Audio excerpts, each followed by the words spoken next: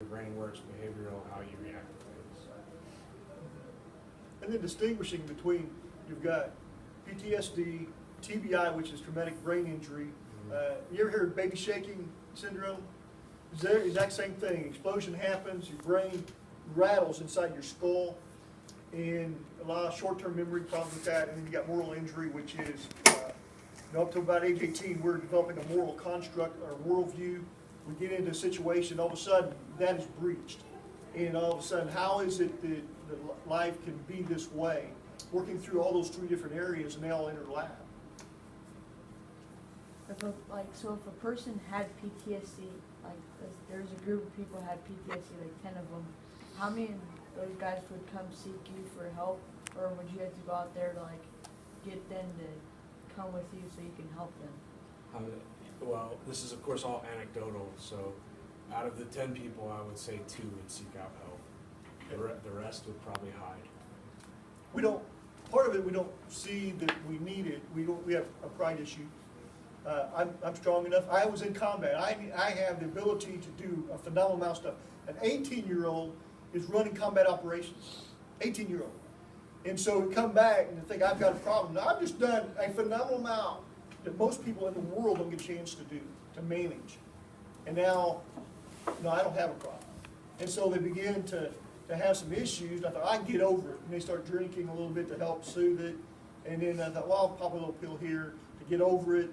And we just don't see the connection, the dots, that we need to go talk to someone. And then there's a stigma that if I go talk to someone will think I'm weird. And yet, that's exactly what it's designed for. You know, with me, we was talking, and my concern was I don't want to take, because I don't feel like I'm a severe case of anything, so I don't want to hinder somebody else who is by taking up their resources. And so he had to work through getting me to a point of saying, you really need to do some preventative. Preventative, okay, I can buy into. So working through that dynamic of seeking assistance. And what happens, you'll see a lot of divorce, a lot of poor relationships that come out of this because they don't seek the help. Oh, we don't want other people in our marriage, meddling. Well, it's falling apart anyway. A little help may help. It will get worse if they don't seek help. Yeah. It will. It may not destroy their life, but it will get worse if they don't seek some help. You may see Saving Private Ryan. Saving Private Ryan movie came out many years ago. And when that movie came out, we had more World War II vets in counseling than any other time in history. Because that video of how realistic it was, they remember being at Normandy and the interaction and how things were, all of a sudden they felt overwhelmed by what was going on. So PTSD doesn't always happen right after the war. In fact, most of what we see happens years, 10 to 15 after the conflict arises. Something will happen, something will trigger, and then all of a sudden it's like, poof. I'm seeing, what I've been reading here recently is those who get to empty nesting stage where all the kids leave, they're getting to a point of retirement, and all of a sudden, now they're not busy working, not busy taking care of kids, and they have all this time to think, and all of a sudden now they've got issues arising because of this transition. So individuals like you knowing about referring people to go seek somebody to talk to is really, really important. Do insomnia and PTSD have any connections? Oh yeah, because of hypervigilance. As I said earlier, when you wake up, you hear something, you're on full alert, and you're looking for anything that can possibly go wrong or something that is awry within your sector of operation, your household, your bedroom. I know individuals who go around and check the windows of their house every day before they go to bed, and they check it. I know individuals who are up consistently throughout the night because this ability to only sleep in short segments because of the combat operations. You know, Army says you only need 4 hours sleep at a time to function, and then say you have to have 4 consecutive. And so, have we operated in that type of scenario? Oh yes. There are some who, if you see Black Hawk Down, when they didn't get sleep for 36 hours to 40 hours, that's a true deal. That kind of stuff happens. And so your body gets used to functioning on very, very little sleep. And when that hinders relations too, because everybody else is going to bed, you're still up. You can't go to sleep. So what do? Drink a few beers to help soothe, slow the mind down so you can go to sleep. That doesn't help because you can rely on it. And so there is a viable connection there. Does PTSD just like affect veterans, or does it affect like police officers or like firemen? Very much so. I've got some friends in those sectors who see counselors on a consistent basis because of the traumas. Justin mentioned a few minutes ago, nobody's immune to the fact, sexual assault, child abuse, police officers who go into situations consistently, firefighters who have to carry out little children out of fire and know that they have nothing they can do about it. It's very traumatic, so it can happen to anybody. Yeah, any human can. It's a response to trauma. Yes. A response to something bad. Your body has to react to that bad thing and how it reacts.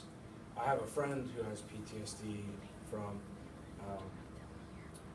overseas. There was an oil rig caught on fire and it killed some Kuwaitis, and a group of us had to help get the bodies out of the water.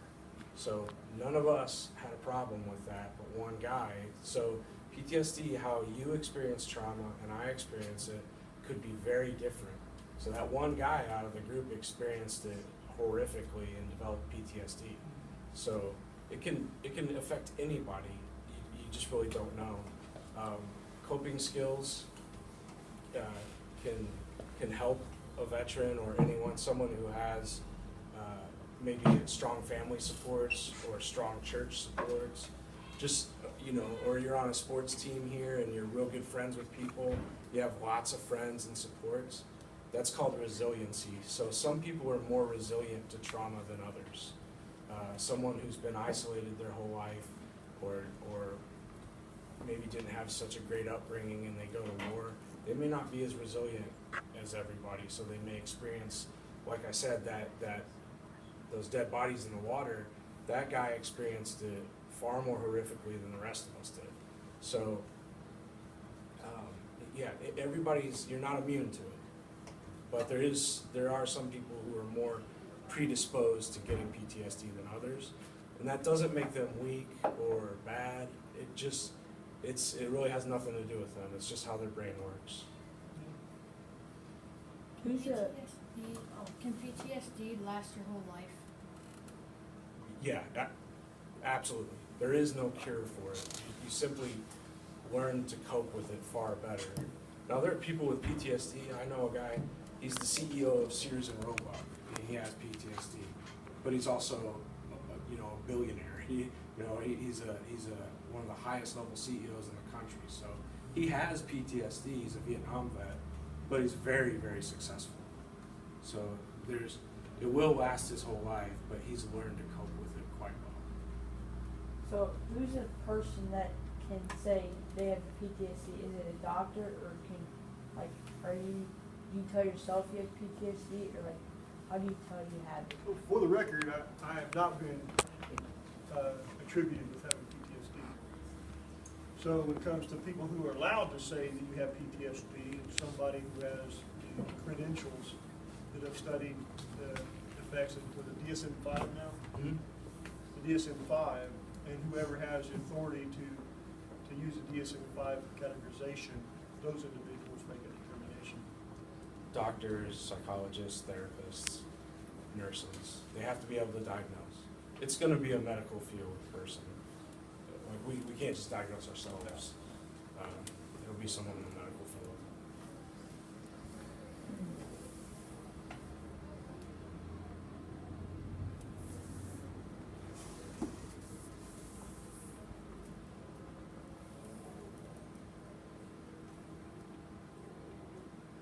What are the worst symptoms of PTSD?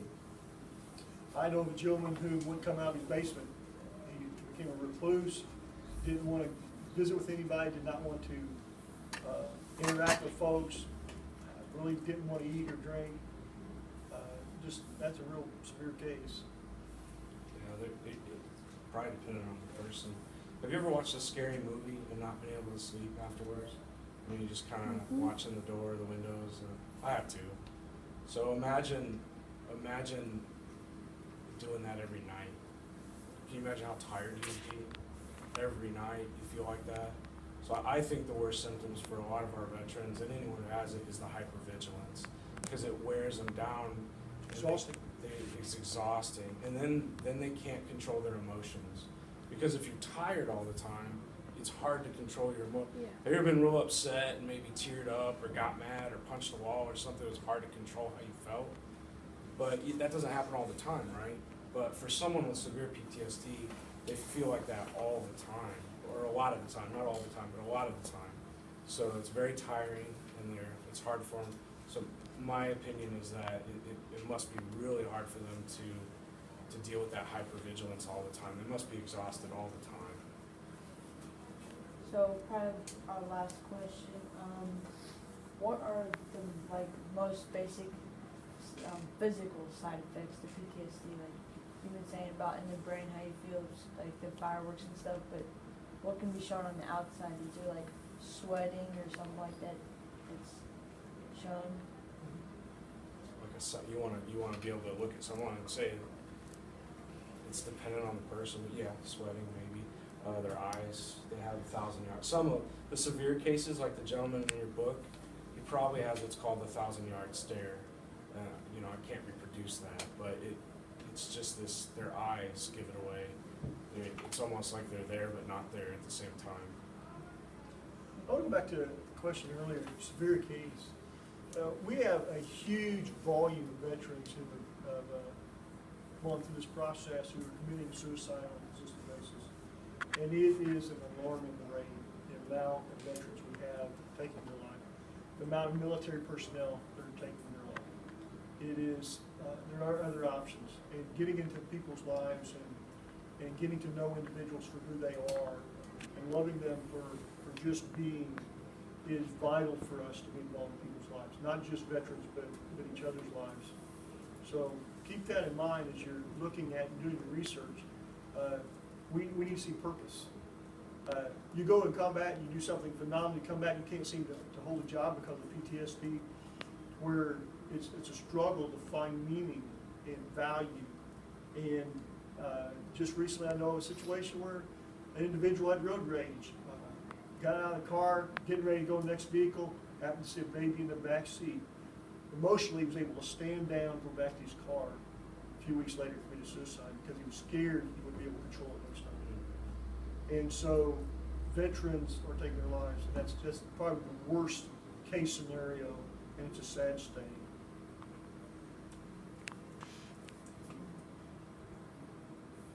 How do you determine if somebody has PTSD? Say again? How do you determine if somebody has PTSD? Usually when I'm talking to somebody and I see signs that they're becoming really isolated and they're having difficulty focusing, I will refer them to a counselor and let them make that determination, because it may not just be that. It's a combination of issues that exacerbate the situation. And so for me to make a definitive understanding of what is causing this person to do these actions, we need to have somebody who's a little bit more skilled when we get into a counselor.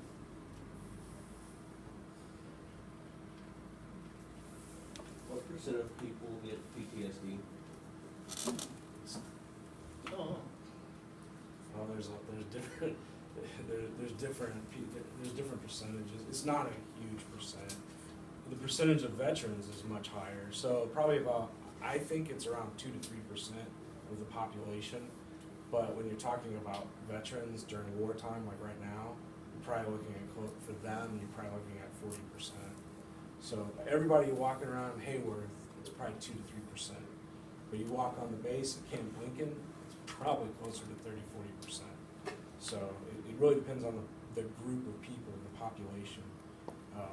So every day in Hayworth, people aren't, getting mortared and bombed. Bad things happen, but it's not happening constantly like in Iraq. So your percentages are going to be lower in the general population than in a group of like police officers, firemen, soldiers, Marines, anyone who's doing something that's dangerous.